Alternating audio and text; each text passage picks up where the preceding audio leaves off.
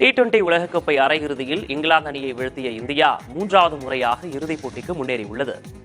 மேற்கிந்திய தீவுகள் மற்றும் அமெரிக்காவில் T20 உலகக்கோப்பை கிரிக்கெட் தொடர் நடைபெற்று வருகிறது.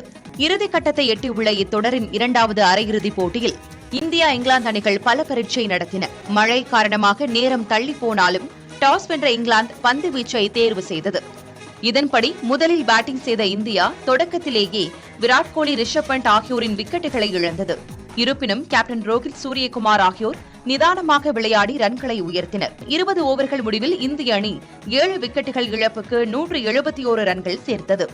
172 என்ற இலக்குடன் களமிறங்கிய இங்கிலாந்து அணி அடுத்தடுத்து விக்கெட்டுகளை இழந்து திணறியது.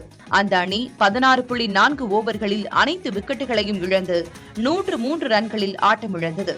இதன் மூலம் 68 ரன்கள் வித்தியாசத்தில் அபார வெற்றி பெற்ற இந்தியா 10 ஆண்டுகளுக்கு பிறகு மீண்டும் இறுதிப் போட்டிக்கு முன்னேறியுள்ளது.